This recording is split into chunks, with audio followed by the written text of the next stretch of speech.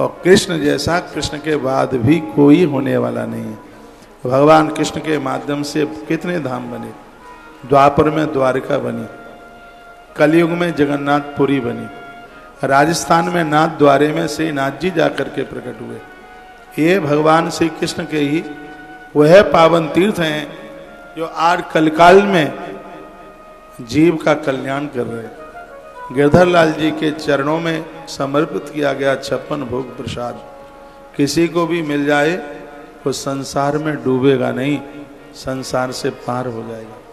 यहाँ रोज 56 भोग लगेगा, कुछ उसमें से अपने घर के लिए भी लेके जाना, संभाल के लेके जाना, घर के लोगों को देना, गर्भिणी नारी को जरूर देना, बच्चों को देना, आसपास और भी जो आपके अपने लोग रहते हैं वह प्रसाद उनको देना। यहाँ कई क्विंटलों का भोग रोज लगेगा, वो बाजार में बिकेगा थोड़ी, वह सभी भक्तों के लिए। लोग एक दिन के 56 भोग के लिए बहुत सोचते हैं, विचार करते हैं, लेकिन ये गोवर्धन गिरिराज जी महाराज की कृपा है, यहाँ 7 दिन उनका 56 भोग उनकी ही कृपा से। और आनंद की बात और सुन लीजिए, तुलसी तपोवन गौशाला जैसा घी बाजार में 5000 रुपया लीटर भी ना मिले, हम चैलेंज के साथ कहते हैं। कान का पर्दा फट जाए, डाल लेना 5 दिन, दर्द बंद हो जाएगा। सर बह रही है, बंद हो जाए। नाक में डालने से माथे का दर्द बंद हो जाए। नाभि में डालने से श्वास की बीमारी खत्म हो जाए। और 20 ग्राम से घी के साथ दाऊजी वाली 20 ग्राम मिश्री मिलाकर शराबी को दे दिया जाए तो 40 दिन में उसका नशा जड़ से खत्म हो जाए। ये ऐसा घी जो पुराने समय पर बनता था, उसी तरीके से इस गौशाला में घी बनता है। और आनंद की बात है कि 1 रुपए का बिकता नहीं है। 1 रुपए का घी नहीं बिकता, दूध नहीं बिकता, दही नहीं बिकता। हम जिस भी कथा में जाते हैं तो लोगों को कहते हैं कि 20 साल और ज़्यादा जीना चाहते हो तो आज से ही घी के साथ हल्दी चाटना शुरू कर दो। चुटिया से लेके तलवे तक बॉडी में दर्द नहीं रहेगा, एक कुर्सी सोफे छूट जाएंगे, धरती पर बैठूंगी। अभी मैं सुखताल में था, कल रात्रि को मेरी वापसी हुई है। मेरठ से माता बिमलेश यादव, कल वो बोली महाराज जी मेरा पूरा शरीर हिट गया था, मेरी उंगलियां हिट गई, डॉक्टर ने कहा कि इनका कोई इलाज नहीं है। आपने कहा, हमने आश्रम से घी और हल्दी मंगाई, मेरा हिटा हुआ शरीर स्वस्थ हो गया है। डॉक्टर तो ठीक नहीं कर पाए, लेकिन हल्दी और घी ने ठीक कर दिया। घी तो सब जगह मिलता है, गंगा जी भी सब जगह बहती है, लेकिन गंगोत्री की बात अद्भुत है। जन्माष्टमी तो सब जगह मनाई जाती है, लेकिन ब्रज की जन्माष्टमी, ब्रज की होली,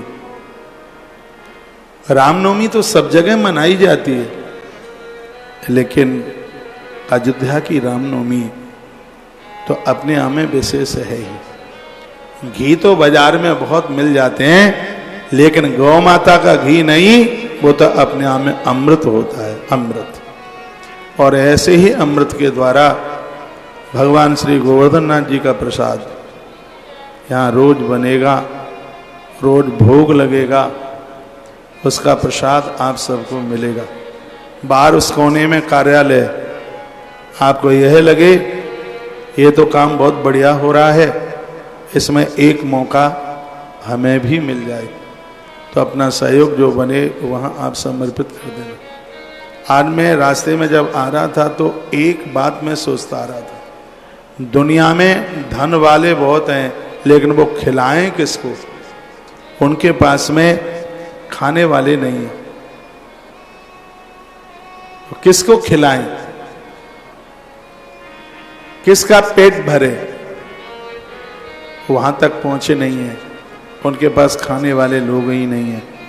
भगवान की इतनी बड़ी कृपा तुलसी वन आश्रम पर हुई है कि यहाँ खाने वालों की भी कमी नहीं और खिलाने वालों की भी कमी नहीं। आप गोवर्धन गिरिराज जी के किसी भी कोने में रहें, जब तक ये कथा चले प्रसाद यहीं लेना है। सुबह का नाश्ता, दोपहर का भोजन, रात्रि की बयारू, रात्रि का भोजन। तुलसी वन आश्रम में रिफाइंड को नो एंट्री है। तिल का तेल यूज कर लेंगे, घी नहीं होगा तो। मूंगफली का तेल यूज कर लेंगे, घी नहीं होगा तो। लेकिन रिफाइंड नहीं आएगी, डालडा नहीं आएगी। 2021 से बैन लगाए इसके ऊपर। छोटा भंडारा हो, बड़ा भंडारा हो, व्यवस्था है तो देसी घी से ही भंडारा चलता है। और गोवर्धन नाथ श्री गिरिराज जी की कृपा से और यह सोमवती अमावस्या तक यहाँ पर अखंड चलेगा। सुबह से लेकर रात्रि तक आप हमारी व्यासपीठ से प्रीति रखते हो तो आप प्रसाद यहीं पाइएगा। मन करे तो खूब बढ़ चढ़ करके सहयोग करना। पूरा यह आयोजन गौ माता के लिए। मैं संकल्प लिए बैठा हूं कि जब तक 1 लाख गैया पूरी ना हो जाए तब तक मैं अन्न नहीं खाऊंगा।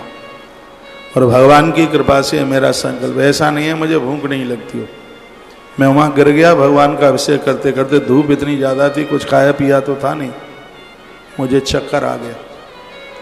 और ऐसा चक्कर आया कि मैं बैठ गया और मुझसे खड़ा नहीं होते जा रहा था। एक बार तो मुझे ये वहां लगा कि मुझे ऐसा लग रहा है कि कमजोरी ने मुझे जकड़ लिया। फिर मैंने गिरिराज जी का नाम लिया। मैं सही बोल रहा हूँ व्यासपीठ से, मेरी आंख में अंधेरा हो गया। मैंने कहा गोवर्धन नाथ प्रभु, अभी तो गैया 26,000 हुई है, 26,000 में और 1 लाख में अभी तो बहुत ज़्यादा डिस्टेंस है, बहुत बड़ा फैसला है। और मैंने उन्हें प्रार्थना की, कहा भगवान मेरे संकल्प का क्या होगा।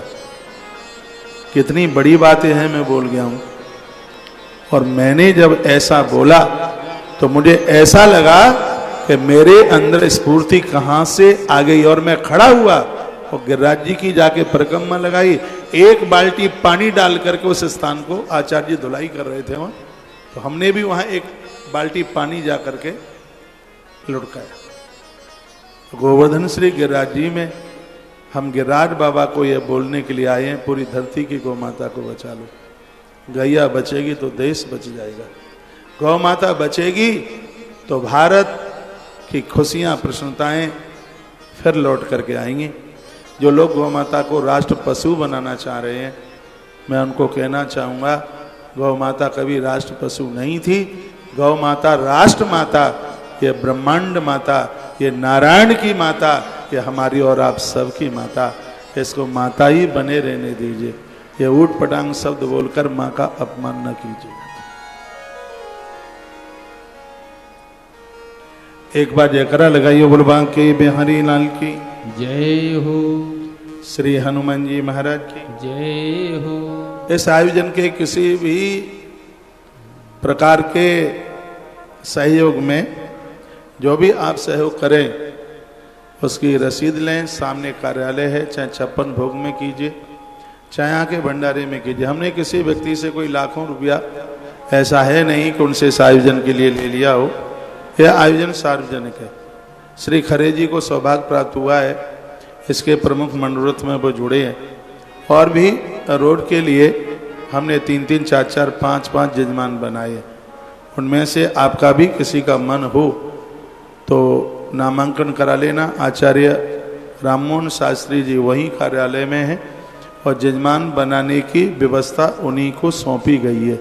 पैसा पैसा आता रहेगा, यह सौभाग्य, यह मौका बिल्कुल भी नहीं मिलेगा। बहुत बहुत धन्यवाद, आपने मेरी बात सुनी। और आइए अब मैं प्रसंग को आगे की तरफ लेकर के चलता हूँ। भागवत जी में 12 स्कंद, 365 इसमें 335 अध्याय है। 18,000 श्लोकों की बात कही जाती है। भागवत जी में पूरे 18,000 श्लोक नहीं है, 15,000 कुछ है। 4,000 श्लोक उससे थोड़ा कम। कल्कि पुराण में उन दोनों को मिला करके 14,000 कुछ इस समय भागवत जी में, कल्कि पुराण के श्लोकों को मिला करके फिर ये 15,000 श्लोक पूरे होते हैं। अब के गिरिराज जी की कथा में, इसलिए तो एक दिन ज्यादा ले लिया है।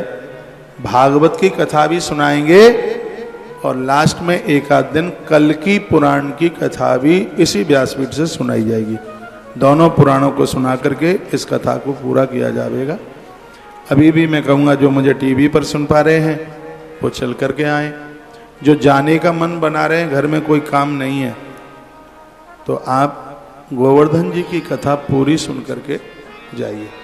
अभी तो आज प्रथम दिन है, जैसे जैसे दिन बढ़ते जाएंगे दिन कब निकलेगा पता भी नहीं लगेगा, इतना आनंद आने वाला है। अपनों को भी बुला लीजिएगा और घर गृहस्थी से फुर्सत हो गए हैं तो गिरिराज जी की पूरी कथा सुन करके जाइए। बोलिए गोवर्धननाथ भगवान की जय हो। आइए, श्रीमद् भागवत जी का प्रथम स्कंद है, जिसमें सुखदेव भगवान को हम और आप वंदन करते हैं, प्रणाम करते हैं। यम प्रव्रजंतु अनुपेतम अपेत कृत्यम द्वैपायनो विरह कातर आजुहाव पुत्रेति तन्मयतया तर्भो विनेदु तम सर्वभूत हृदय मुनिमान तोस्मि। मैं कथा श्रीधर टीका से करता हूँ, जिसमें पूरी संस्कृत टू संस्कृत है, एक शब्द भी हिंदी का नहीं है, और उसमें भागवत का महात्म्य यहीं से आरंभ होता है। इससे जो ऊपर का श्लोक है पहले नंबर का, यह हमारे ऋषियों के द्वारा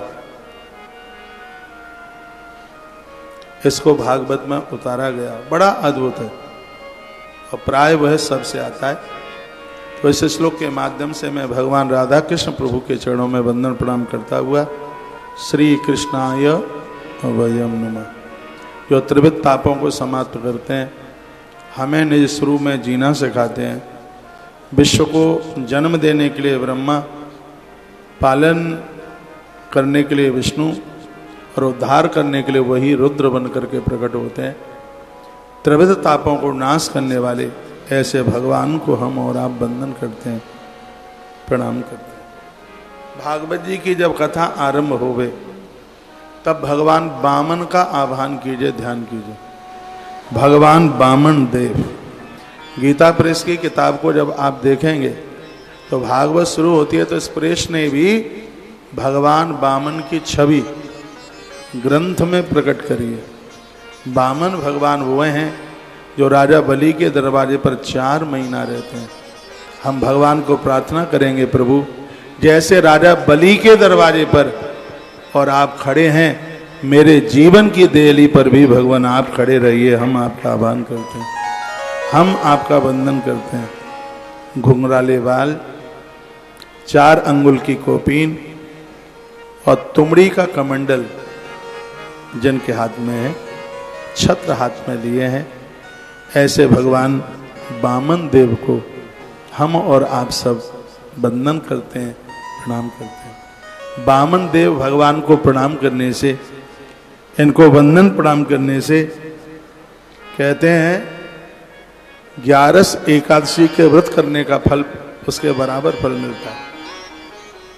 ऐसा नहीं है कि आप एकादशी ना करें, वामन भगवान का दर्शन ही कर लें, पूरा हो जाएगा। मैं बराबर शब्द बोल रहा हूं। तो ऐसे भगवान प्रभु श्री वामन का हम वंदन प्रणाम करते हैं। भक्तों में श्री ध्रुव जी महाराज को प्रणाम कीजिए। भागवत शुरू करने से पहले, भागवत सुनने से पहले आप यहाँ भी चल करके आवे तो श्री ध्रुव जी महाराज को प्रणाम करें। भक्तों में ये वो ध्रुव हैं जिनको ध्रुव लोक दिया गया। ध्रुव आज भी शाश्वत है, आज भी अटल है, तो आज भी समाप्त नहीं हुए, सदैव का भक्त है। और मुझे भागवत जी में मेरी बड़ी फेवरेट कथा है श्री ध्रुव जी की। मैं भागवत की कथा शुरू करने से पहले मैं भक्तराज श्री ध्रुव जी को प्रणाम करता हूँ, माता सुनीति को प्रणाम करता हूँ, जिन्होंने कानपुर के पास में बड़ी अद्भुत जगह है बैठूर, और श्री ध्रुव जी को वहाँ जन्म दिया। गंगा जी के